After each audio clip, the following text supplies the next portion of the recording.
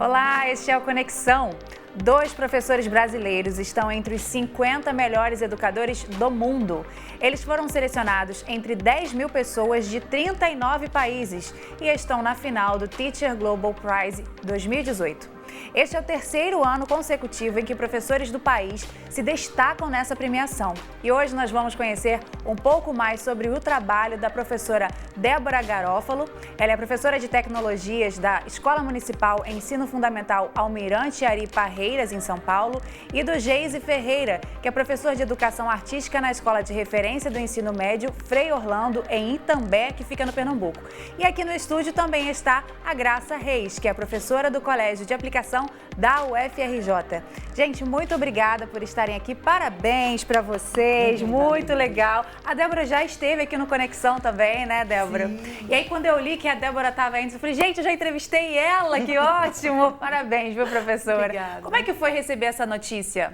Puxa, primeiro foi uma grande honra, né? Ser a primeira mulher do Brasil a estar entre os finalistas.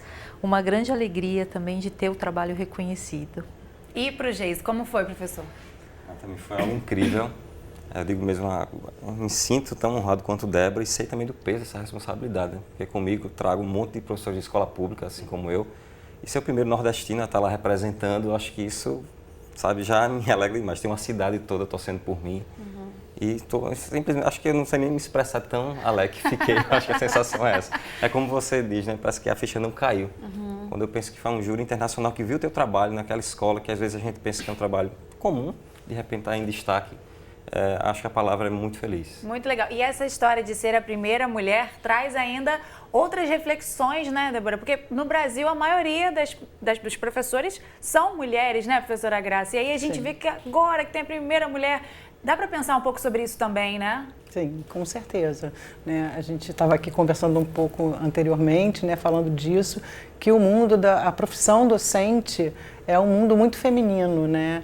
E aí eu acho que a área, né, eu acho que é uma área que você está, que é uma área que foi dominada por muito tempo pelos homens, né, que é a área da tecnologia. Eu acho que é isso que faz com que não tenha havido ainda uma professora, né? Imagino você entrando nesse mundo aí masculino, né, e dizendo, opa, abre a porta, né? Eu também estou aqui, também pertenço a esse lugar. Explica pra gente, Débora, como é que funciona o processo? Vocês inscrevem os projetos, a escola inscreve? Na verdade, nós realizamos a inscrição, né, através de um formulário próprio dele, num período também que é aberto para o prêmio, e a gente encaminha. E depois a gente aguarda, né? No nosso caso, a gente recebeu primeiro um telefonema, depois um e-mail solicitando algumas informações e uma carta de recomendação do diretor, e depois realizamos uma entrevista. Até então nós não sabíamos que nós estávamos na lista. Eles pediram para que a gente aguardasse até o dia 13, que foi o dia da data oficial do anúncio. E aí, o que te motivou a inscrever o seu? Foi um projeto específico? O que realmente deu esse start? Falar, eu vou tentar. Olha, na verdade, eu fiz a minha inscrição na última hora do prêmio. É sempre assim essas histórias, né? Naquele final, mas assim, o que me motivou foi ver que o trabalho que eu já faço aqui, né, de robótica com sucata, ele já tinha tido grande interesse de vários educadores brasileiros que já haviam me procurado para entender um pouquinho mais sobre o projeto. Então eu acreditei que ele poderia sim ser replicado e servir de inspiração para outras pessoas que querem trabalhar com tecnologia e com a robótica. Então isso foi um grande motivador para que eu inscrevesse. Outro grande motivador foram os meus próprios alunos, que são crianças carentes. Eu achei que era o momento deles brilharem, de dar voz para essas crianças da periferia. Então, por isso eu também fiz a opção de me inscrever no prêmio. Bacana. E professor Geise, você também foi nesse processo também, né? Você fez a inscrição, mas o que te chamou a atenção? Falou assim, esse projeto aqui eu acho que pode participar. Já tinha ouvido falar do prêmio, mas como eu falei para você, achei que meu trabalho não era tão bom quanto. E aí alguém viu eu apresentando esse projeto, esse jeito eu deveria escrever. Então eu pensei, já que tem alguns brasileiros que já concorreram, quem sabe a gente não consegue. Também foi no último dia, como Débora, fiz a inscrição. Ainda bem que esse site não travou, né, gente? Ainda bem. E aí comecei a escrever, na verdade eles buscam um professor inspirador, como eles dizem. Então eu contei a minha história, primeiro com a história de vida, e depois dos 2 trabalhos que eu já venho realizando. Em 2014 A gente ganhou um prêmio nacional, o Prêmio Professores do Brasil, com um trabalho que valorizava a etnia, a raça mesmo. E, então já tinha uma repercussão muito legal. E você foi considerado o melhor professor do Brasil naquele ano, foi isso? O melhor professor do ensino foi médio. Qual ano? Em 2014. 2014. O projeto Eu Sou uma Obra de Arte, Etnias do Mundo. Eu queria que os alunos gostassem da aparência. E aí comecei a compará-los com gente do mundo todo. Que o formato do cabelo, raça, a cor deles poderia ser lindo em qualquer lugar do mundo. E a gente ganhou o prêmio do MEC. Em 2017 eu ganhei de novo na área de tecnologia, que Débora também ganhou ano passado. E aí foi o quê? Foi um trabalho que eu fiz com curtas-metragens, onde os alunos faziam próprios finais, novos roteiros para filmes e jogos, para trazer o mundo deles para dentro da escola. Então eu acabei fazendo a inscrição e o mesmo processo de Débora. A gente recebeu uma ligação, mas ainda fica tudo muito em banho-maria, ninguém sabe o resultado. E quando diz que você entrar entre os 50, é uma emoção indescritível. Você estava falando sobre história de vida, você estava contando que você é o primeiro da sua família a ter feito a universidade, ter ido a uma universidade. Deve passar, então, um filme na cabeça, né? Poxa, eu estou entre os 50 desse período e eu vim de uma realidade que o estudo não chegou para todo mundo, né? E também é uma cidade, ela fica na zona canavieira, então é muito comum o corte da cana. Meu pai trabalhava na roça, depois ele veio para a cidade, aí hoje ele trabalha com conserta geladeira, pinta fogão, e ele não pôde estudar, mas mesmo assim ele e minha mãe deu estudar, eu e meu irmão, e acabei sendo o primeiro a ter o curso superior, sabe? Então assim, foi incrível, eu digo sempre, eu tenho que fazer isso para os meus alunos.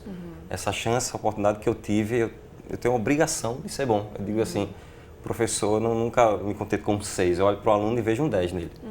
E eu acho que é isso que eles estão vendo nessa escolha, porque a gente trabalha muito humano. O aluno não aprende se ele não gosta, ele não é uma escola atrativa. Que escola é essa que eu tenho que pedir para ir no banheiro, que eu tenho que pedir? Enfim, não é uma casa de verdade. Então, eu dou liberdade, com respeito, é óbvio, para que ele traga o mundo dele de fora para dentro da sala. Então, o conteúdo faz sentido para a vida deles. Muito legal, né? É inspirador também a gente ouvir essas histórias, né, professora? Qual que é a importância de um prêmio desse? É claro que é um prêmio, né, que traz 39 países, né? Gente pra caramba. Mas qual que é a importância, na sua opinião, aí, enquanto educadora, de ter essa valorização de 2 educadores e dos outros educadores também do restante dos outros países? Você pergunta anteriormente, você tinha perguntado, né? Assim, por que de repente 2 países, né? 2 candidatos, desculpa, do Brasil, né? Ano passado, em 3 anos seguidos, né? Eu acho que tem uma relação com o que você diz, né? Que é o acesso à universidade que a gente teve. Né? A gente vê hoje isso na vida dos professores, eu trabalho com as memórias de professores e as memórias vêm muito nesse sentido. Né? Eu sou o primeiro da minha família a fazer a universidade, eu sou a primeira da minha família, né, a conseguir. Então, acho que a gente vive um momento muito rico nesse sentido e, para além disso, assim, o trabalho com os professores realizam trabalhos maravilhosos na sala de aula. E a gente tem, eu acho que quase que uma propaganda, né, em relação à escola pública e aos professores, dizendo que os professores não fazem, que os professores não sabem. E o que a gente vê no cotidiano da escola é isso, né, outra coisa. Então, quando alguém abriu a porta e diz é possível ganhar esse prêmio, né, e aí os professores vão se inscrevendo e fazem mesmo, né, tem trajetórias maravilhosas, né, que tem relação com esse movimento de primeiro da família, né? Você está dizendo da importância de ser do Nordeste, a primeira que é a mulher que está lá conquistando esse prêmio, né? E tem relação com isso, com os professores brasileiros que fazem muito trabalho bacana. Quando a gente anda pelas escolas públicas e conversa com professores das escolas públicas, a gente vê muita coisa bonita que vale a pena. E a gente vê muita gente também fazendo muita coisa pela vida de outras pessoas, porque a realidade do professor é essa, com muito pouco recurso, né? E eu acho que isso é interessante a gente ressaltar também, né? A maioria das nossas professoras não tem acesso aos recursos adequados. Débora, qual que é a importância de você receber esse carimbo assim, não, você é boa mesmo, menina, e vindo aí de outra língua, né? Vindo de outros países? Eu acho que você tocou no ponto-chave, porque eu me coloco nessa situação porque eu sou uma das professoras que eu não tinha recurso. Quando eu me tornei professora de tecnologia, eu apresentei uma proposta para a escola que eu queria trabalhar programação e trabalhar robótica. E eu não tinha nada. E o meu trabalho veio do lixo. Então, veio de uma mudança de cultura. Então, eu acho que é uma valorização tão grande, sabe? A gente começar a olhar para os professores, para as coisas que eles estão fazendo e falar, puxa, vamos apoiar esse professor, vamos apoiar as iniciativas. E dessas grandes iniciativas saem grandes resultados. No meu caso, já são 1 tonelada de lixo retirado das ruas, transformados em robótica com sucata, mas mais do que isso, não é só uma escola que produz conhecimento, mas é uma escola que também traz soluções locais. A gente vai dar uma pausazinha na nossa conversa, a gente vai continuar. Eu queria que vocês explicassem com bastante calma para a gente entender os projetos de vocês, mas antes eu queria também ressaltar que em 2018 o professor Diego Mafu Faria Lima ficou entre os 10 melhores do mundo. O Global Teacher Prize é conhecido como o Nobel da Educação, é organizado pela Varkey Foundation. E o professor Diego é diretor da Escola Municipal Darcy Ribeiro, que fica em São José do Rio Preto. E ele foi selecionado por seu projeto de educação democrática. A gente vai assistir agora uma reportagem sobre o projeto que ele colocou em prática na escola. Deparei com o quê? Com uma situação de salas sem cortinas, sem vidros, incendiadas. Eu vejo que o vandalismo nas escolas é uma forma dos alunos dizerem: eu quero ser ouvido. A secretaria investia muito em projetos e nada dava resultado. Uma das prioridades da gestão da escola, juntamente com os professores no planejamento, foi a questão de dar voz aos alunos. Logo em seguida eu passei nas salas de aula apresentando as novas normas de convivência, porque nós iríamos discutir naquelas semanas com os alunos para que eles também fizessem parte dessa construção. Nós temos várias ações que acontecem na escola, inclusive a abertura da escola aos finais de semana. Eles vêm à escola para as práticas esportivas, aulas de capoeira, e também para a aprendizagem de música clássica. O conhecimento científico aqui não era valorizado. Através do clube de astronomia, eles realizam observações no universo. Essa abertura aos finais de semana trouxe a comunidade para perto da escola. Existia já uma associação de pais e mestres, só que eles não sabiam qual era a função deles. Eles simplesmente enxergavam isso como uma burocracia. Eu mostrei para eles qual que era a atribuição de cada integrante da APM. Por saber as atribuições, eles lutam por melhorias na escola. Por semana, a escola suspendia cerca de 60 alunos. Hoje, a escola ela não tem mais suspensões. Nós tínhamos também, no ano de 2013, cerca de 200 alunos que abandonavam os estudos. Nós conseguimos diminuir esse número para 2 alunos somente. Eles não gostavam de ficar dentro da sala de aula. E hoje eles gostam. Porque eu nunca vi um comprometimento, uma seriedade com esse jeito. E ele tem uma maneira de dar um respaldo para o professor. Porque o diretor sozinho, ele não consegue administrar e gerir toda uma escola. Quando ele tem o apoio dos alunos, das famílias, da comunidade, dos professores e funcionários, essa gestão passa a ser democrática. E a escola passa a ter uma identidade perante a comunidade, que vai além dos muros da escola. Graça, a impressão que a gente tem é que uma ideia, vontade e ação conseguem mudar uma comunidade, né? E a gente não enxerga muito a escola como esse vetor de mudança, né? Essa capacidade, né, que a escola tem. Sim, a gente agora na UFRJ, por exemplo, a gente está criando um complexo de formação de professores, que é essa ideia do estudante da UFRJ poder se inserido na escola, né, assim que ele entra na universidade, para que ele possa conviver de fato e observar todas essas coisas, né, esse movimento que a escola tem, que a escola é um lugar de muita vida e de muito conhecimento, né?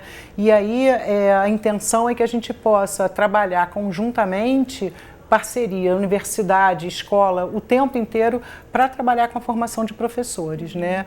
E acho que essa perspectiva da gente pensar desses projetos todos, né? Porque quando fala do projeto, quando eu li o projeto deles dois, a primeira coisa que eu consegui pensar é que a gente é como se fosse uma retomada, assim, né? Ele foi trabalhar com o corpo das crianças, né? Que as crianças pudessem se ver e se reconhecer a si e na relação com o outro, né? E você que vai lá catar o lixo e pensando o lixo como alguma coisa que se transforma numa coisa maravilhosa, né?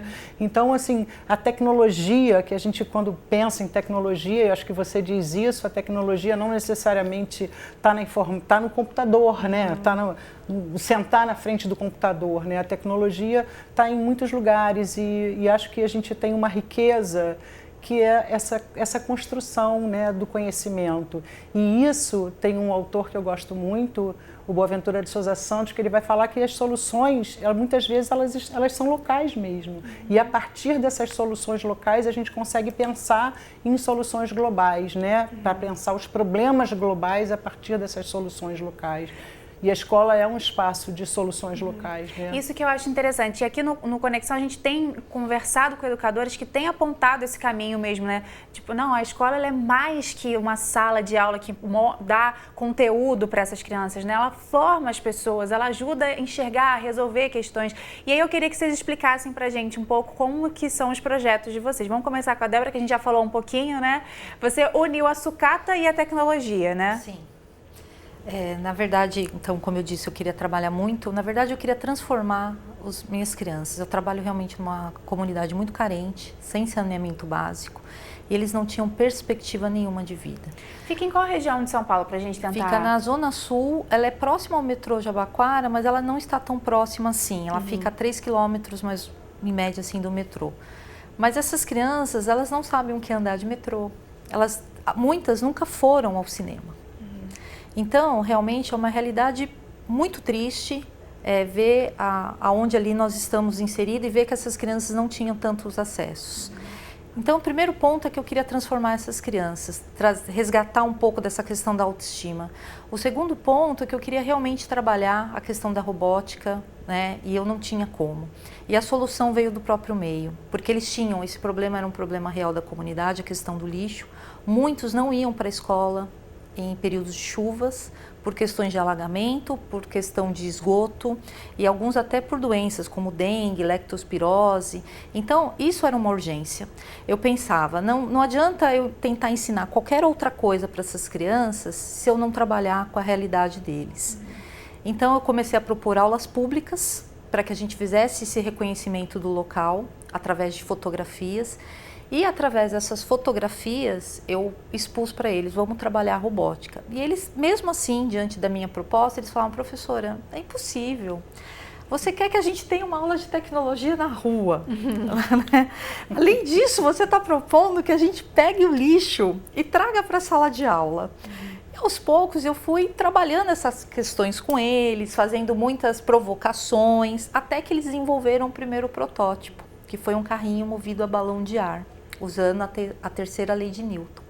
A partir desse carrinho, virou uma febre, porque eles se sentiram pertencentes, aquilo despertou neles realmente um aprendizado, porque eles descobriram que aquela autoestima que eles tinham não era verdade, eles podiam construir e eles podiam se envolver.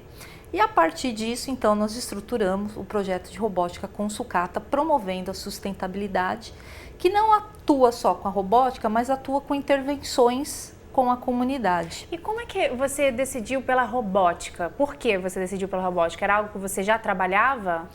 Não era algo que eu trabalhava, eu tive uma experiência em indústria. E na indústria a gente utilizava muito essa questão da tecnologia. E eu trabalhei na área de recursos humanos.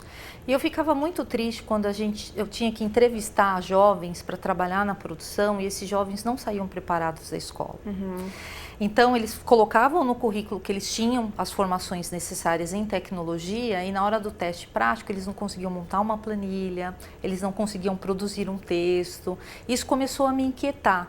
Então, a escola ela tem que preparar, sim, esses jovens. Eles tinham que estar preparados para esse mundo. Hoje, a linguagem de programação ela é fundamental. Né? A gente está vendo a internet das coisas, o IoT. Daqui a um tempo a gente vai sentar no carro, a gente vai apertar um botão e provavelmente ele vai dirigir sozinho. E essas crianças elas precisam ter contato de como isso funciona. Porque fica um fosso de desigualdade, né? Porque aí as outras crianças já estão sabendo como é que funciona e essa criança nem sabe, né? Se ela nunca nem andou de metrô, né? Exatamente. Como é que ela pode ter essa perspectiva? Então, nossa, trazer isso foi um assunto muito importante. E desse trabalho, a gente já há 3 anos de trabalho com as crianças, a gente já tirou das ruas 1 tonelada de lixo e 2.000 crianças já foram atingidas pelo projeto, impactadas muito pelo legal, projeto. Muito bacana. Realmente, eu acho que tem chances aí de ser entre os 50 do mundo, viu? E professor Geise, conta pra gente o seu, aí é na área das artes, a gente sai da tecnologia e vai para as artes, né? Como que foi o seu projeto? Pois é, consegui conciliar arte e tecnologia. Eu sou professor de arte e o que me inquietava, acho que todo projeto nasce uma problemática, né? os alunos diziam que os conteúdos não eram relacionados com o que eles viviam. E por que não trazer isso para a sala de aula? E daí começou. O de 2014 foi da fotografia, porque eles, quando foram marcar o Enem, eles não se percebiam como negros, como pardos ou índios, tinham uma dificuldade em se reconhecer. Daí o projeto mostrou que não, no mundo todo tem a diversidade, e é bonito ser diferente. Então comecei a mostrar para eles um livro do fotógrafo, que ele andou pelos 5 continentes, e ele fotografava as pessoas da mais simples à mais rica, de uma forma tão humana, que me atraiu muito.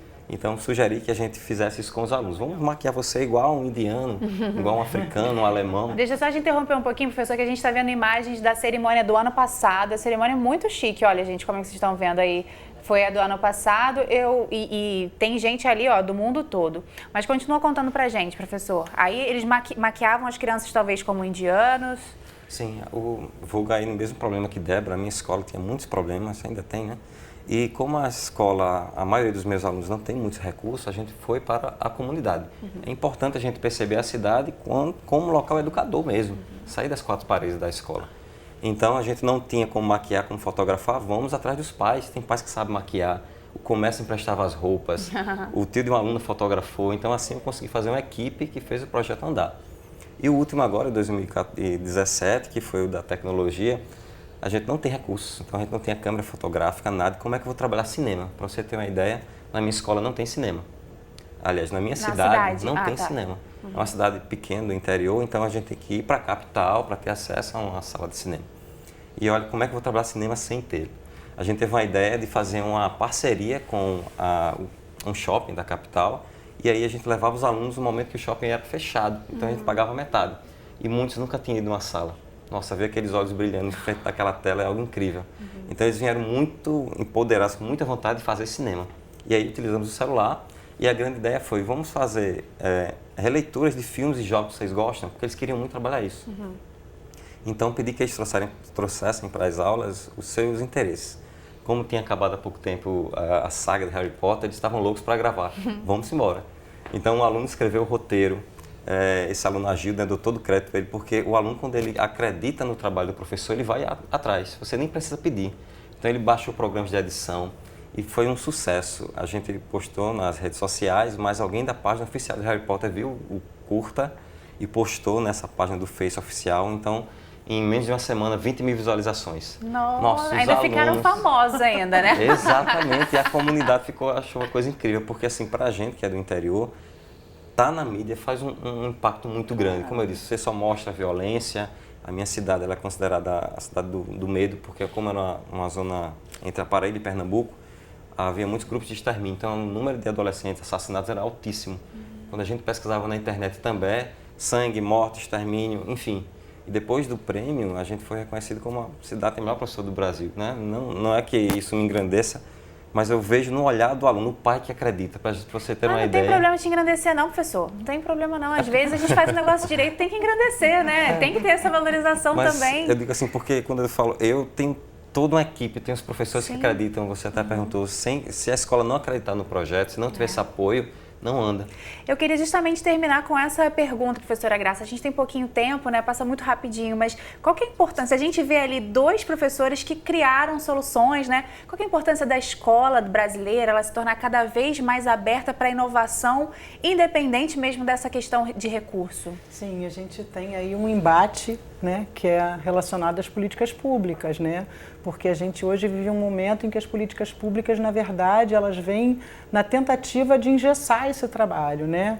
Então você tem hoje aí uma série de normas e regras e bases e etc. que vêm com esse objetivo de engessar o trabalho, quando na verdade o que a gente vê é que é uma impossibilidade, né? Quanto mais você engessa com o objetivo de medir na frente, menos você consegue produzir. Então, quando você vê um trabalho desse, que eu queria retomar isso, essa fala, né, que é um trabalho que retoma o sujeito, né, retoma o sujeito, né, quem sou eu, né, quem é o outro, quem é, né, que lixo é esse, que comunidade é essa, e que cidade é essa que eu vivo, como é que ela é reconhecida, né, e o que eu posso fazer, né, como sujeito também para pensar essa cidade.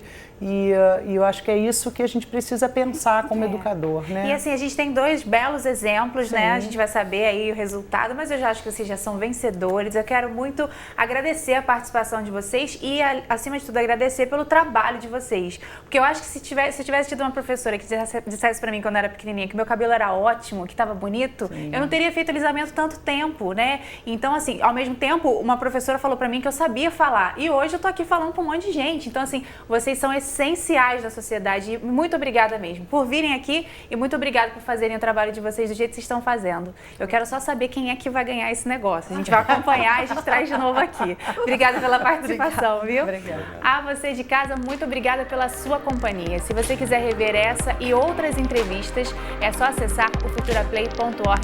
Um beijo e até a próxima.